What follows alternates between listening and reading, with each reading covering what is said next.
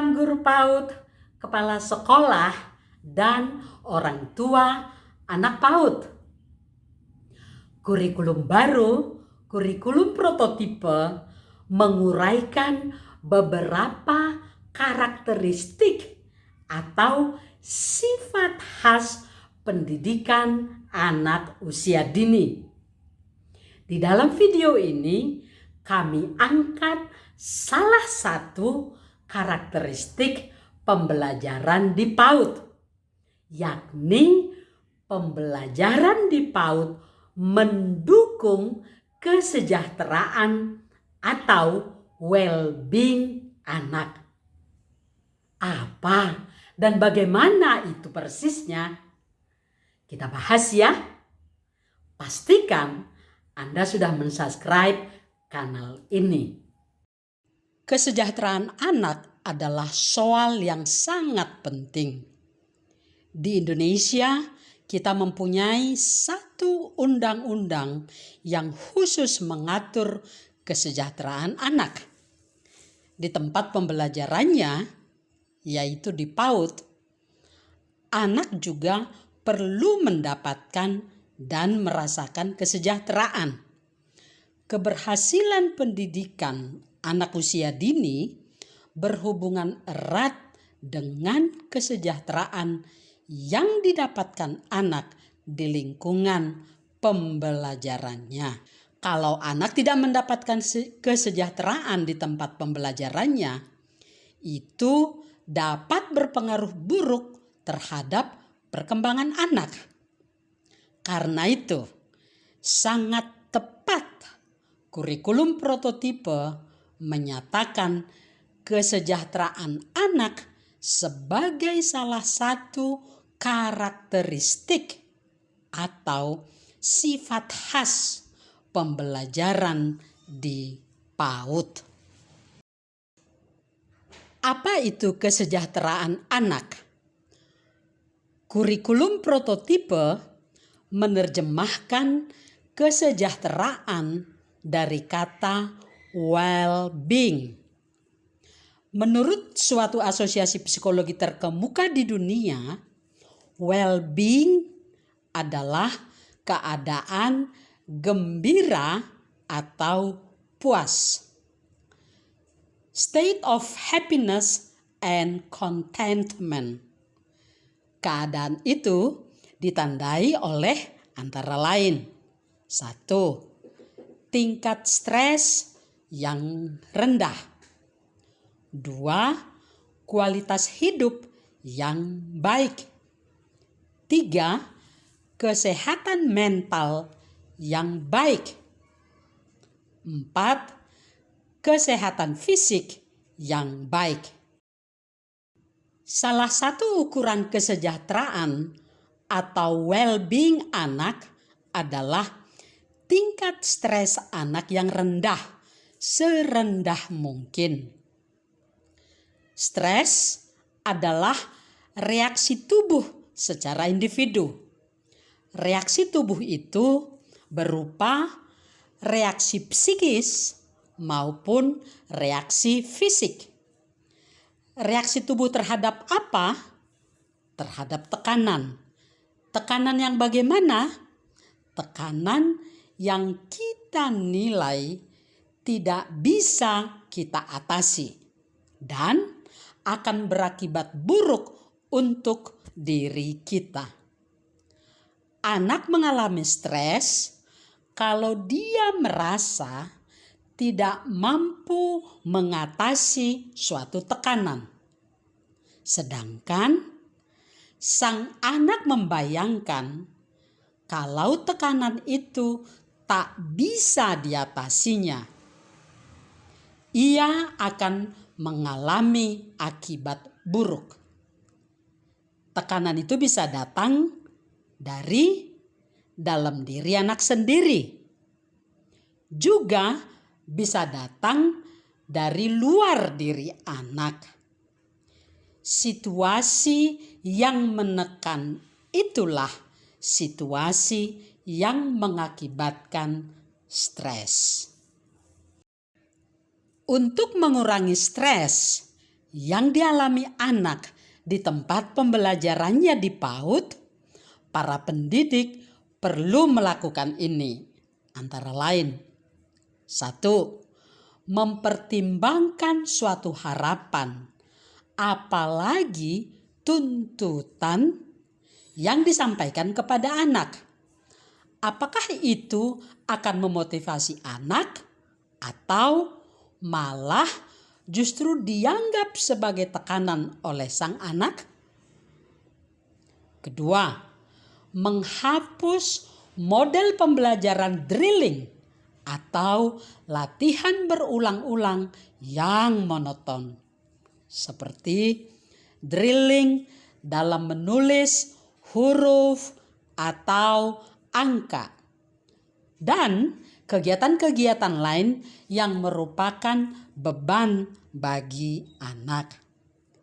3. Mempertimbangkan pemberlakuan dan penyampaian suatu aturan dengan bijak agar tidak dianggap anak justru untuk mengekang dirinya.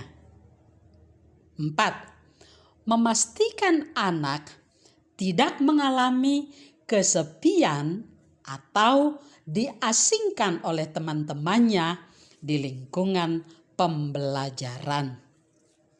Kelima, memastikan anak tidak mendapat gangguan atau ancaman dari kawan-kawannya sesama peserta didik yang lebih kuat dari dia. Keenam, memastikan lingkungan pembelajaran bebas dari kekerasan verbal maupun kekerasan fisik. Ukuran lainnya dari kesejahteraan atau well-being adalah kualitas hidup anak yang baik. Apa itu kualitas hidup? Kualitas hidup anak yang baik mencakup antara lain: 1. Kesejahteraan emosional dan kesejahteraan fisik anak. Kedua, keterlibatan anak dalam hubungan interpersonal. Ketiga, kesempatan anak untuk aktualisasi dan mengembangkan diri, termasuk mengembangkan keterampilannya di lingkungan pembelajaran. 4. Keterlibatan anak dalam kegiatan bersama teman-temannya. Dan kelima, kebebasan anak membuat pilihan. Misalnya, memilih kegiatan bermain belajar yang sesuai dengan keinginannya. Ukuran lainnya lagi dari kesejahteraan atau well-being anak adalah kesehatan mental dan kesehatan fisik anak yang baik. Kesehatan mental anak yang baik mencakup kemampuan anak terbebas dari kecemasan dan kemampuan anak untuk mengatasi tuntutan serta tekanan hidup yang biasa di lingkungan pembelajarannya. Kesehatan fisik anak yang baik maksudnya adalah kemampuan fisik anak yang memungkinkannya menjalankan kegiatan pembelajaran dan kesehatan serta keamanan lingkungan tempat pembelajaran. Untuk menciptakan kesejahteraan anak di PAUD, ini hal-hal lain yang perlu dilakukan pendidik. 1. Memenuhi kebutuhan tiap anak akan pembelajaran, yakni bermain belajar yang sesuai dengan minat dan kemampuan anak. 2. Memenuhi kebutuhan anak untuk serta bergaul dengan teman-temannya. 3. Menciptakan suasana kelas dan sekolah yang penuh kasih sayang, hangat, akrab, dan menyenangkan. 4. Memenuhi kebutuhan tiap anak akan bimbingan, dorongan, perlindungan, dan bantuan. 5. Memperhatikan kesehatan dan keselamatan anak.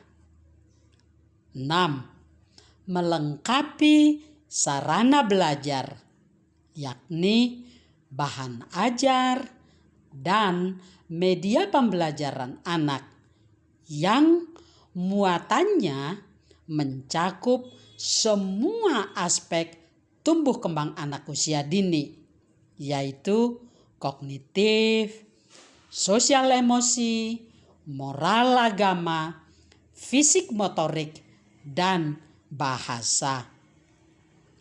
Untuk menjalankan itu semua, pendidik perlu memelihara komunikasi dan hubungan yang harmonis antara pendidik dengan anak, pendidik dengan orang tua, serta antara pendidik dengan pemangku kepentingan lainnya.